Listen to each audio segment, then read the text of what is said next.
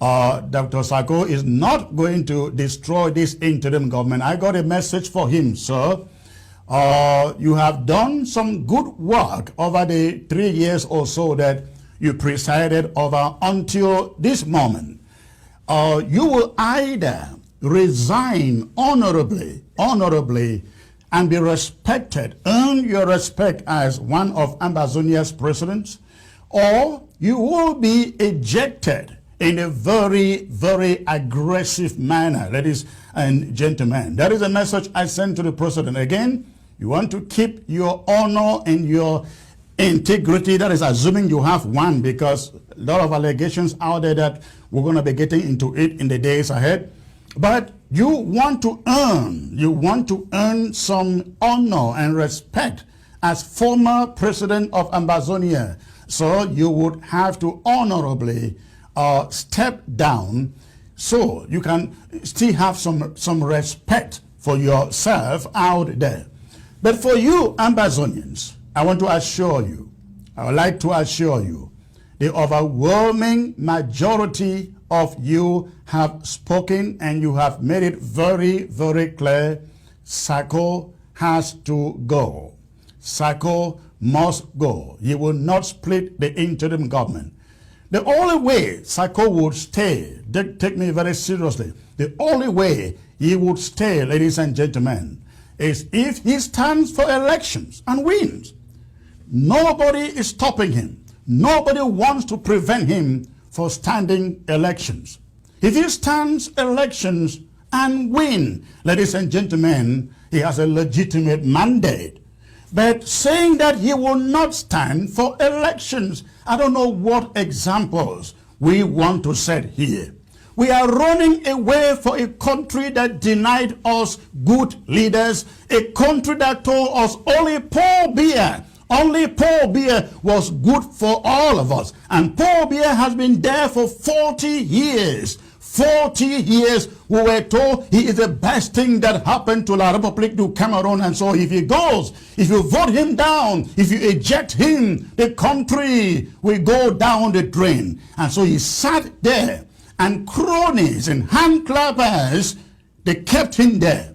We are seeing the same thing about repeating itself in this interim government of Ambazonia that we thought is going to be a model in Central Africa.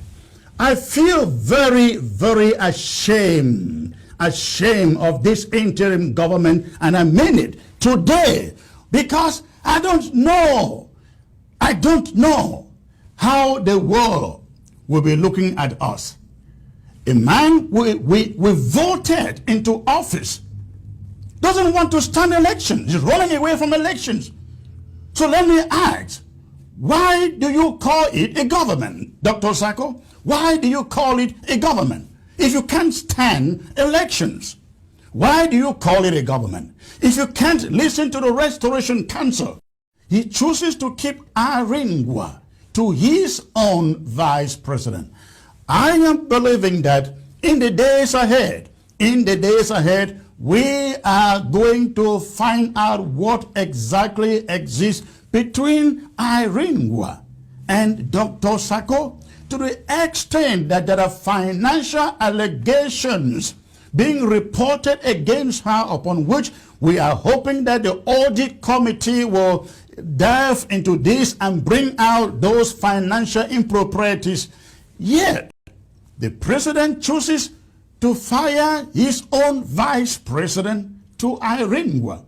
The president chooses to pick a fight against the Restoration Council to Iringwa.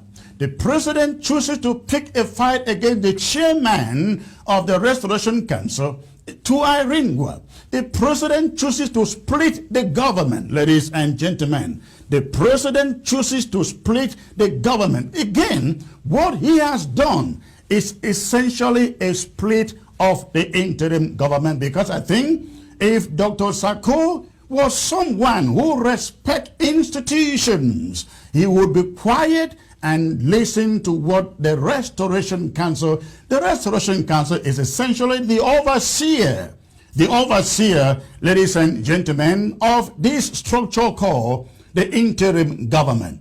But instead of following protocol and procedure laid out by the Restoration Council, he is following his own agenda. My country people, today is number 12th day for January 2022, and when I don't listen to Chris Anu, the so-called communication minister for the pastor's internet government under Sako Ikome. Now, make una first of all understand today, so now the people in this, where they complain about the Cameroon government. Now the people in this, where they want, make una think say incompetence and corruption it exists inside Cameroon government. Make una just let that irony make it sink in. So before una want even understand the full picture, go back for 2018-19. Go understand say it is so. Sako Ikome, it be take over from Ayub Tabe time where they catch he lock and for Konenki. Ayub Tabe, it be dissolve the so-called IG and then sack Sako Ikome. Sako Ikome, it deny you for be sacked. So as a result, Ayub Tabe be forced for create ye own splinter IG. Now they don't split. Now within the pastor's internet government, the pigs, you get Sako, Chris Anu, the day for the Iringwa, and the rest. Now the Sako now it don't sack Chris Anu too, it deny it for be sacked. Just like how Ayub Tabe be sack Sako, Sako deny it for be sacked. Jesus, the comedy.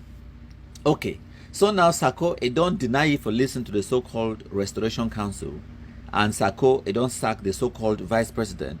It also sack Chris Anu. The vice president it deny it for be sacked. Chris Anu too it deny it for be sacked. So as it stands, within the pastors or now the pigs, the pastors' internet government, they get now a faction where they don't divide themselves. Now they get another. They be even more divided just within that IGU, because within the Amazon terrorism comedy where they happen for Facebook, you get multiple other factions. Them are the only talk now for one faction. Make una understand that one. Again, by appointing another vice president today, he again goes against the institution that is the Restoration Council. I am looking forward to the days ahead to see the action that the Restoration Council is going to take.